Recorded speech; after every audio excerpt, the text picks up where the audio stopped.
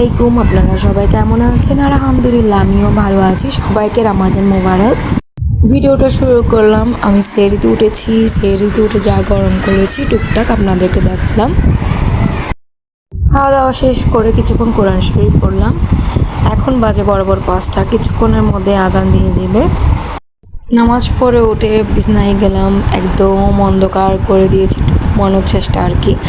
এদিকে দেখুন আমার 2টা ছেলে আলহামদুলিল্লাহ সেহরিকে শুয়ে পড়লো নামাজ কালাম পড়ে। তো ঠিক আছে, সকালে কথা।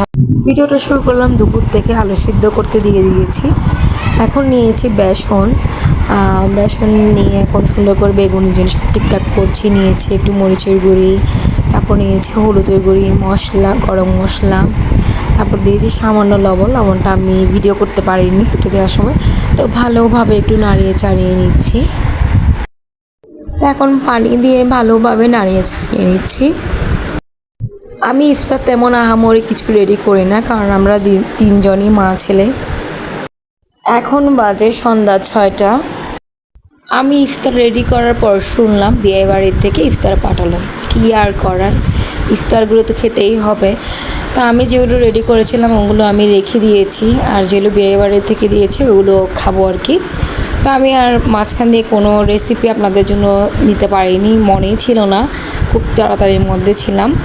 এখন সময়গুলো মনে হচ্ছে খুব দ্রুত চলে যাচ্ছে। আজকে চিড়ার বানানোটা নাকি অনেক মজা হয়েছে, আমার বাচ্চারা বলেছিল। টেবিলে আর বসিনি, মা ছেলে 3জন পার্টিতেই বসলাম। তো এদিক দিয়ে হিয়াসিরা আলহামদুলিল্লাহ শরবত খেয়ে রোজা খুললো। তো ও রোজা রেখেছে, অনেক খুশি। আজকে একদম কান্নাকাটি করেনি। দুটো ছেলেকে জিজ্ঞেস করতেছিলাম তোমাদের কেমন লাগছে, ও আলহামদুলিল্লাহ আম্মু ভালো আছি, বাট আব্বুকে অনেক মিস করতেছিলাম। আসলে অনেক মিস করতেছিলাম। এই প্রথম আমরা আলাদা ইফতার করা হচ্ছে, ও আমাদের কাছ থেকে অনেক দূরে। 2 ছেলেকে নিয়ে আলহামদুলিল্লাহ খুব সুন্দরভাবে দিনটা গেল আমার। সবাই দোয়া করবেন।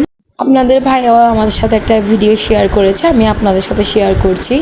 তো ওরাও আলহামদুলিল্লাহ যতটুকু পেরেছে দেখছি ইফতার রেডি করেছে। জুস বানালো, তারপর আছে চনা বুট হয়তো মিক্স করে খাবে, ওখানে আছে কলা, মালটা, খেজুর।